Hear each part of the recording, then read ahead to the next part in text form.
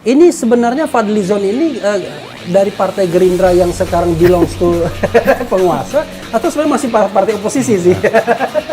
Jadi opposition from within. Oke.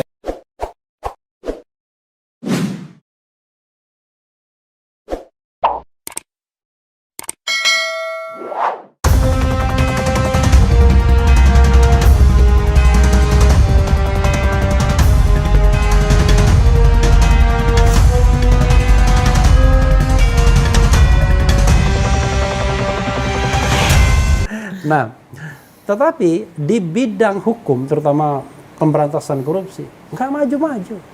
Ya. Coba, siapa yang bisa misalnya menjangkau Mahkamah Agung dan badan-badan peradilan di bawahnya? Hampir tidak tersentuh. Ya. Itu seperti pulau yang terisolasi sendiri. Tidak ada kekuasaan yang sanggup mentorpedo sana. Ya. Sekarang Mahkamah Konstitusi sudah pulau tersendiri juga. Sudah jabatannya diberikan Bung Fadli CS kan? 15 tahun untuk hakimnya atau 70 tahun pensiun kan? Iya, iya, Gitu. iya. Praktik-praktik korupsi yang harusnya diberantas oleh penegak hukum juga bermasalah. Kasus terakhir Joko Chandra, konon diduga melibatkan orang besar kan di Gedung Bundar ya. Bundar. Gedung Bundar ya, Gedung Bundar. Iya. Bukan Gedung Bundar. Kadang-kadang Udah orang jelas lah itu. mengubah U-nya jadi A itu ya. Tapi ini just joke ya, biar kita tidak dianggap pencemaran nama baik. Jadi kalau kita lihat sebenarnya problem dari kita itu pada sisi regulasi, konstitusi atau implementasi. Saya menganggap tiga level ada levelnya sendiri problemnya itu. Karena levelnya berbeda-beda, kita address-nya harus berbeda-beda. Saya lihat di level konstitusi ya, itu masih ada masalah yang harus kita selesaikan. Saya tahu lah posisi Bung Fadli kan, kembali kepada Undang-Undang Dasar yang lama, rewriting iya, kan. betul. Tapi oke lah, itu yang soal sikap. Tapi saya melihat ada beberapa yang patut perlu disempurnakan. Misalnya posisi Dewan Perwakilan Daerah itu mau ngapain? Benar Ya kan? itu. Posisi MPR itu mau ngapain? Masa ada kerja yang kerjanya nggak ada? Ini mohon maaf nih teman-teman MPR ya. Kerjanya nggak ada, nggak jelas. Ya, which is cuma sekali dalam 5 tahun melantik presiden dan wakil presiden. Sisanya kan kapan-kapan. Tapi pimpinannya jumlahnya 10 Iya. dengan DPD. Dibawa runtang-runtung kemana-mana. Nggak jelas nih mandatnya apa nih, kerjaannya apa. Ya kan? Protokolernya tinggi, fasilitasnya besar, biayanya juga triliunan per tahun, kan begitu. Karena itu kita harus dudukkan kembali. Nah, dulu saya pernah membuat konsep, ya kita harus mestinya DPD itu diberdayakan. Tidak harus strong bicameralism. Jadi maksudnya sama persis tidak harus. Kalau sama persis nggak ada gunanya kan, two chambers. Jadi paling tidak ya relatively misalnya mana bagian DPR, mana bagian DPD. Yang jelas dia harus mempunyai kekuasaan determinatif DPD. Ini kan enggak. Pengawasan tergantung DPR. Buat undang-undang tergantung DPR. Budget tergantung DPR. Lalu ngapain? Kalah dia sama ICW, sering dibilang orang kan. Nah, karena itu kalau ini sudah, maka MPR itu ya semacam joint season aja, nggak perlu dilembagakan sendiri. Saya mengatakan harusnya ketua MPR itu ex officio dirangkap oleh ketua DPD, wakil ketua MPR dirangkap oleh ketua DPR. Kenapa ketua DPD? Karena kan lebih banyak nggak kerjanya, maksudnya pekerjaan loadingnya kan agak berbeda dibandingkan DPR. Tapi kan gagasan-gagasan yang rasional, yang memangkas nomenklatur jabatan-jabatan, ini kan nggak populer di Indonesia.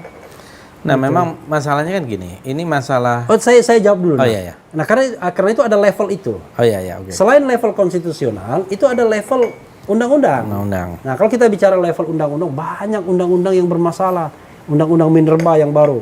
Sebentar lagi undang-undang Cilaka ya kan? Omnibus Law ya kan? Lalu undang-undang tentang pemulihan ekonomi dan penanganan Covid, undang-undang yang berasal dari Perpu nomor 1 2020. Iya. Belum lagi undang-undang tentang perubahan undang-undang KPK yang dianggap memperlemah KPK. Itu jadi banyak substansi undang-undang yang harusnya kita review kembali. Iya. Nah, berikutnya adalah soal yang terkait dengan implementasi. Nah, kalau soal implementasi ini jagonya Indonesia ini adalah kita boleh sepakat hari ini mengenai undang-undang tertentu, nggak dilaksanakan itu undang-undang. Iya. Belum peraturannya. Iya, belum peraturan-peraturan di bawah undang-undang. Jadi karena apa?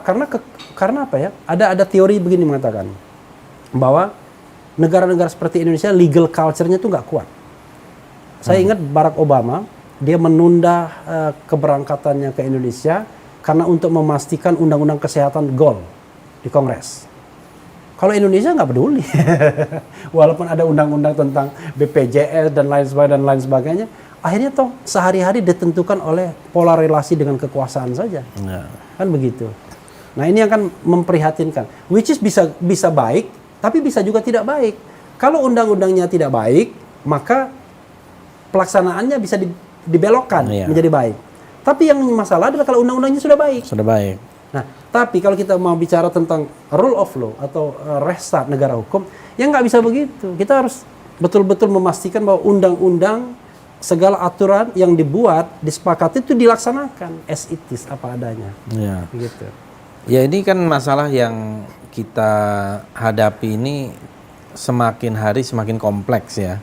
Jadi kalau kita lihat tadi Bung Refli mengatakan terlalu banyak juga yang harus direvisi ulang gitu ya. Ya. Soal undang-undang perundang-undangan kita. Karena di samping terlalu banyak, kita juga satu sama lain tuh kayak disconnected gitu ya. Oke. Nah, disconnected itu. Nah, kan gagasannya itu ini Kan ada kalau disconnected itu saya bisa pahami, karena saya kadang-kadang bingung saya. Ini sebenarnya Fadlizon ini dari partai Gerindra yang sekarang belongs to penguasa, atau sebenarnya masih partai oposisi sih?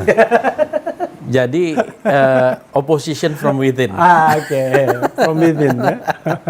From within. Karena kan banyak juga yang bilang dong, Anda juga pasti setuju dong bahwa yang anggota DPR itu harusnya oposisi dong. Iya dong, apalagi terhadap eksekutif. Apalagi dalam sistem dalam tanda petik. Dalam sistem pemerintahan presidensil. Bagaimana kalau tidak check and balance? Itu saya setuju tuh sobat era sekalian, setuju. Karena kita sistem pemerintahan presidensil, kekuasaan eksekutif legislatif terpisah. Iya. Jadi eksekutif pelaksana, legislatif pengawas mestinya. Beda kalau parliamentary government, separuh pemerintah, separuh oposisi. Separuh dia memang ikut. Jadi tapi kita ini kan dulu memang dianggap bukan pembelahan kekuasaan, tapi pembagian kekuasaan. Bukan pemisahan tapi bukan pembagian. Jangan-jangan yang harusnya itu pemisahan yang total gitu loh. Jadi kalau dia pemisahan yang total sehingga bisa berlaku betul check and balance. Ketika dia tidak melakukan pemisahan, hanya pembagian, dia terbawa kepada kultur parlementer. Dianggap kalau partainya sudah berkoalisi dengan pemerintah, kamu nggak boleh lagi ngomong. Dianggap ini kan ya kayak itu tadi, saya bersuara sedikit saja yang agak berbeda dengan pemerintah, dianggap aneh. Karena kulturnya kan kultur transaksional. Padahal kan di Amerika Serikat misalnya kan biasa saja. Orang Demokrat orang Republik tidak mendukung Donald Trump, kan biasa kan? Biasa saja. Dan tidak ada konsekuensi apa-apa. Tapi kalau saya lihat persoalannya adalah memang ini ngeri-ngeri sedap. Kembali kepada demokrasi kita. Demokrasi terpimpin kita sudah hilang, demokrasi paternalistiknya sudah hilang. Secara formal tahun 66 dan 67 kemudian diberhentikan Bung Karno. Tapi hidup lagi di era Orde Lama, Orde Baru, dan kemudian Orde sekarang. Kan demokrasi kita masih demokrasi paternalistik sampai sekarang, bukan metamorfosis. Atau mengalami evolusi. Evolusi ya kan, jadi the survival of the fittest ya kan. Jadi inilah yang namanya mungkin demokrasi Nusantara. Ini ada istilah lain ya yang membedakan soal yang rahmatan lil alamin. Tapi ini menurut saya memang harus diperbaiki gitu. Karena kalau tidak, kita seolah-olah demokrasi, tapi sebenarnya kita mempraktekkan satu sistem feodalisme berbaju demokrasi. Gitu. Dan kalau itu yang terjadi, ya akhirnya ya yang menentukan itu adalah semua tinggal kekuasaan. Dan tidak ada lagi ya rakyat itu hanya menjadi embel-embel, kan itu yang membahayakan. Saya kira kita tahu duduk soalnya, tapi dari mana kita memulai?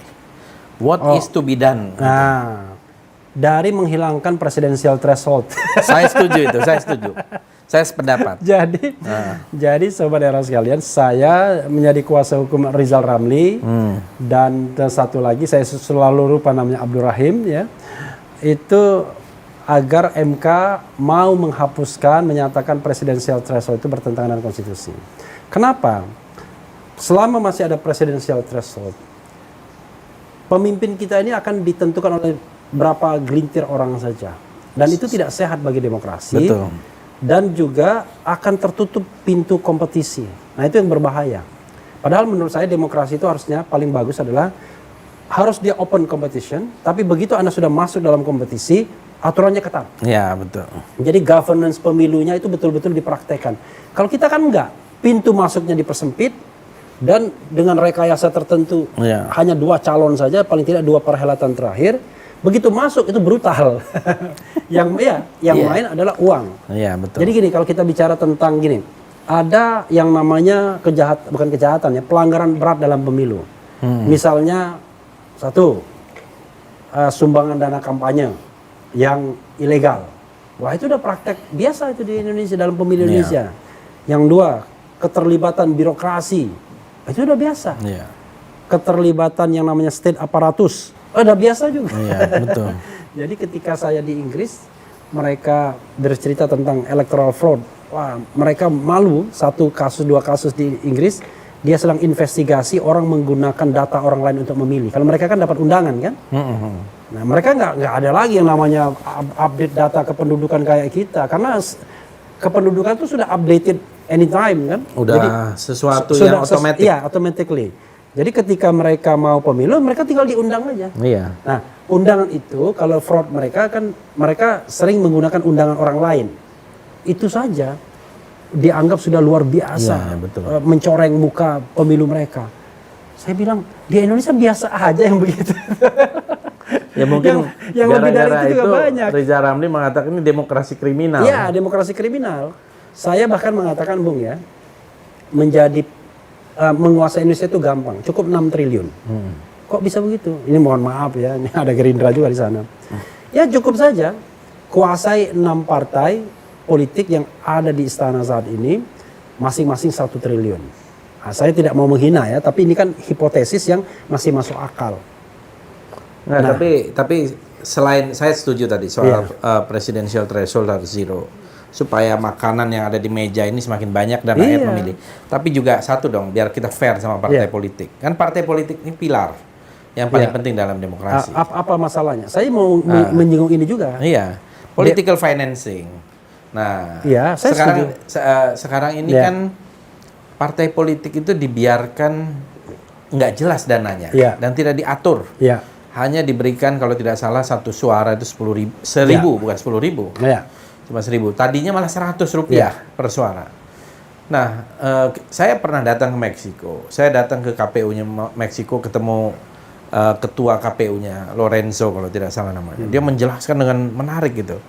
Bagaimana di Meksiko itu sampai 200 juta dolar diberikan untuk partai politik.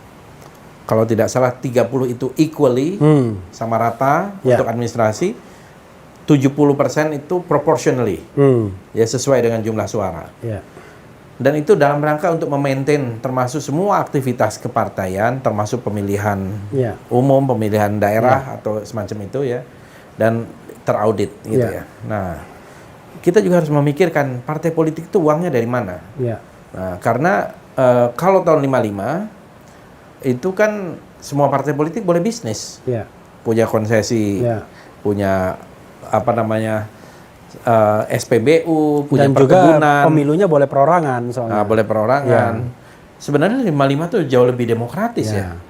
Nah, maksud saya political financing ini juga perlu dipikirkan supaya tidak ada lah misalnya kegiatan yang dianggap tadi itu mahar atau apa yang lain-lain. Saya setuju itu, Bung. Tapi gini, saya mau bicara dari sistemnya.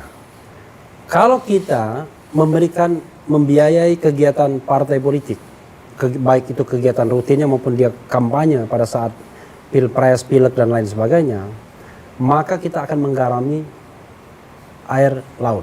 nggak ada gunanya. Kenapa? Karena infrastruktur anti korupsinya nggak dibangun. Kenapa? Karena dari pembocoran anggaran negara itu, yang masuk partai politik tuh persentasenya jauh lebih kecil dibandingkan yang masuk kantong pribadi. Saya mengutip Rizal Ramli berapa ya, negara bocor tuh 75 triliun per tahun dia bilang. Jadi karena itu jalan keluarnya memang biaya partai politik harus dihandle oleh negara. Kalau nggak salah jumlahnya satu tahun ya cukup kira-kira 70 triliun atau kalau nggak salah. Setahun? Udah banyak sekali kalau itu. Iya. Berapa? Itu 70 triliun. Oh, terlalu besar itu sebenarnya. Enggak, waktu itu saya ini hitungannya Rizal Ramli. Cukup 60-70 triliun katanya uangnya untuk membiayai kegiatan mereka termasuk kampanye. Kampanye presiden, kampanye pileg. Jadi mereka tidak suruh cari duit lagi. Kenapa begitu? Karena untuk menghindari agar mereka tidak berbisnis.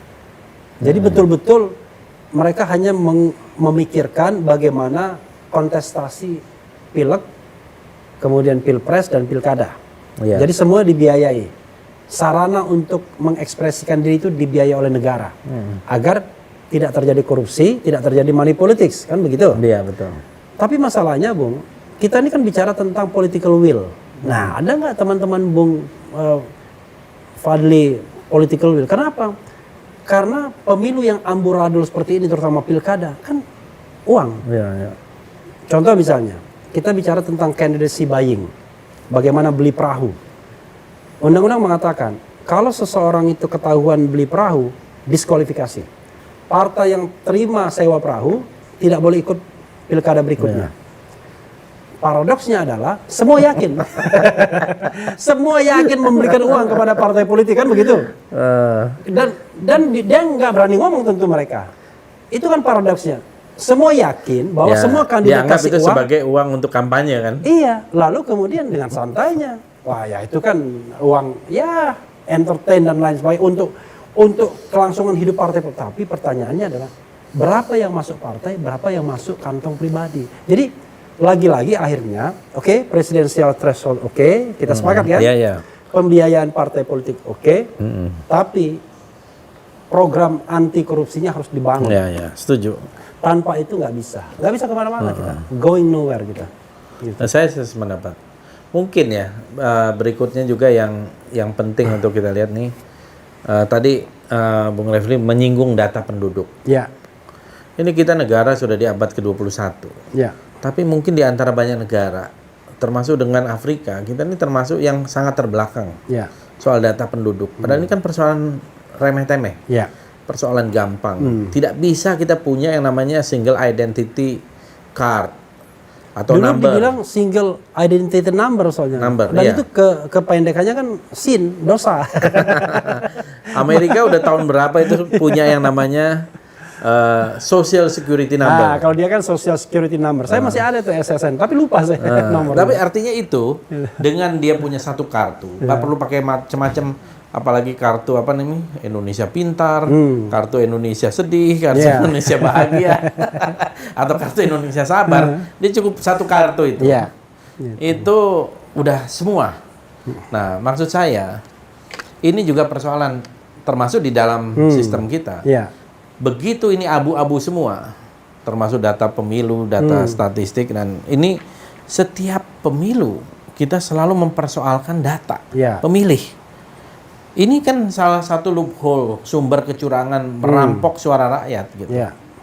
Nah, ini juga menurut saya mungkin harus kita address gitu.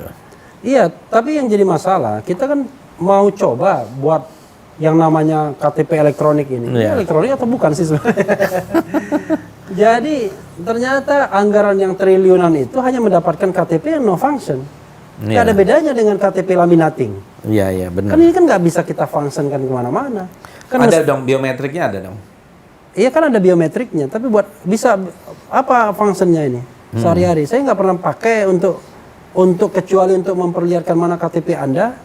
Kan mestinya kan kalau kita check in di bandara pakai kartu ini, rumah sakit pakai kartu ini, semuanya bisa recognize dia.